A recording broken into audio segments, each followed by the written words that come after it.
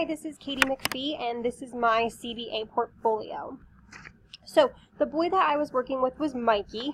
He's a male. He's 13 years old and 4 months, and he will be going into 8th grade next year. So some background info with his family. His parents are still together. They're both educators in Mikey's school district, but they currently work in the high school while Mikey is still in the middle school. His mom is a guidance counselor, and his dad is the supervisor of guidance. Both have master's degrees, and both are very supportive of Mikey, but they're a little bit hands-off when it comes to his schoolwork. They'll ask if he did his homework, but they won't check it or offer their help with areas that he's struggling in. He has an older sister, Elise. She's 2 years older than him. She's 15 years old. They have a very good relationship, but it should be noted that Elise is in all honors classes, and sometimes that does create a little bit of resentment from her brother. For more background info for Mikey, he was diagnosed with dyslexia when he was in 4th grade. He's still in regular general education classes with the exception of math. He's in honors math and really enjoys and excels in that area. He has no discipline problems at school, but on his report card, some of his teachers do report that he can be distracting to others and has a hard time staying in his seat. He really enjoys playing sports, and he's definitely a confident boy, but he recently lost a lot of weight and is still adjusting with getting used to his new body and being confident in that way. So when it comes to the observation summary, so I observed Mikey working on some of his summer work and also interacting with his family. When he was working on his summer reading project, he was very restless, very bored, and very distracted. He would fidget in his seat. He would, keep checking the clock, any excuse to not be reading and writing. When it came to his math, though, he was super focused and super into it. And again, that's because he enjoys that subject so much. When interacting with his family and peers, he's, a normal teenage boy. He's personable, but he is a little bit awkward, which just kind of comes with the age. So the first assessment that I administered was the oral language checklist and the oral communication rating scale. Both of those are from the Spinelli textbook. So for the checklist, he was checked off as mastered or emerging in all of the areas.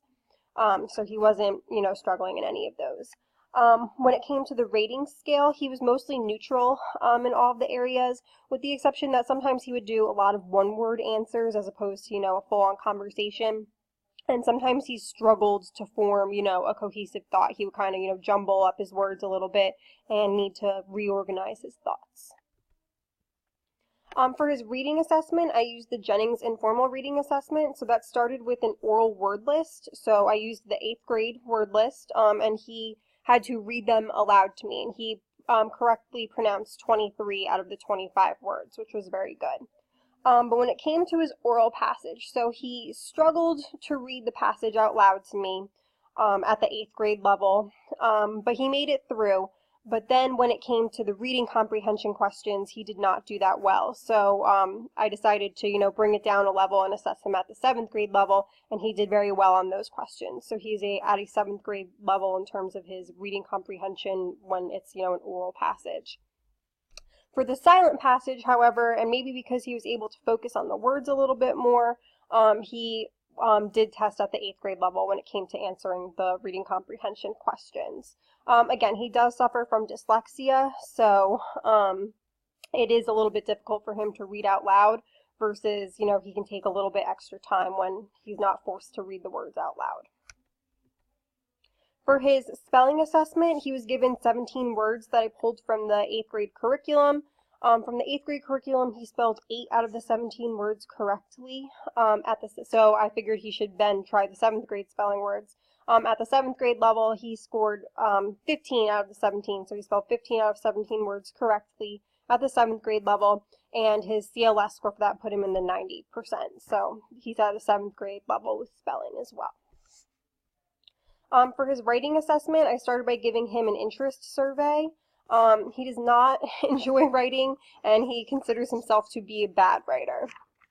I then used a story starter prompt as my assessment to see his writing sample. He did not seem very interested in the assessment, but that's okay.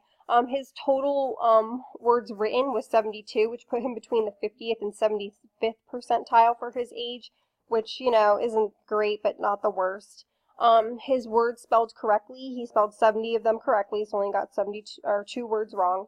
That put him between the 75th and the 90th percentile. And then for his correct writing sequence, he got a 74, and that put him at the 90th percentile.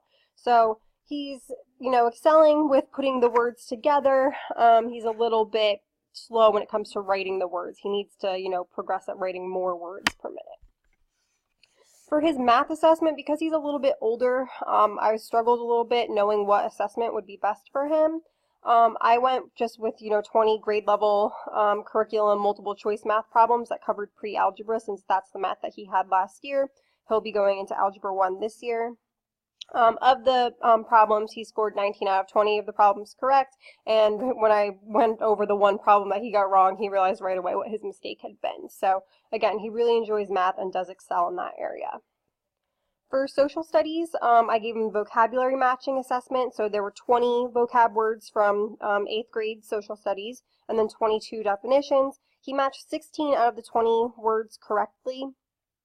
He really just switched 2 of them, so that's how he ended up with 4 wrong. But overall, he did a good job with the definitions. With science, he was given a concept map on density and buoyancy. He was familiar with the concept mapping activity, so I didn't have to go over that too much with him. And this went along with his summer assignment for science. He struggled a little bit with the branching and the cross links. So things that related directly to each other, he was definitely able to get those, but anything where you had to like kind of make it reach to something else, he struggled with a little bit. For his behavioral assessment, I just used the modified behavior skills checklist, and everything was super normal. He's just, you know, a typical boy. He's typical in his tutoring sessions with me. He was, you know, typical interacting with his friends and typical interacting with his family.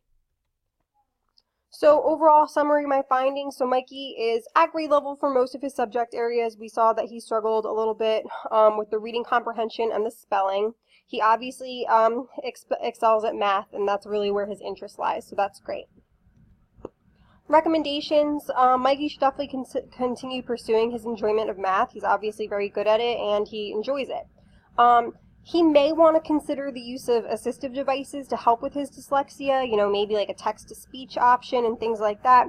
This might help reduce the gaps in his knowledge when it comes to his reading and spelling, but again, he's not so far off of grade level that, you know, it's a huge problem, but again, to maybe bridge that gap, he might want to try the assistive devices. And then overall, this project really helped to open my eyes to the complexity of a single learner. I can't believe, you know, how much assessment went into learning about how this one single person learns. And it really was interesting. And it would be nice if we always had the time to do that with every single student. It would really, you know, help to make education so much better.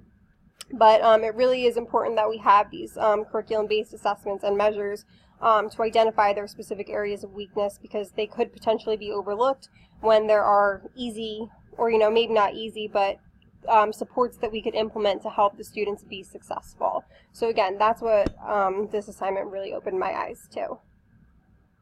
Thank you.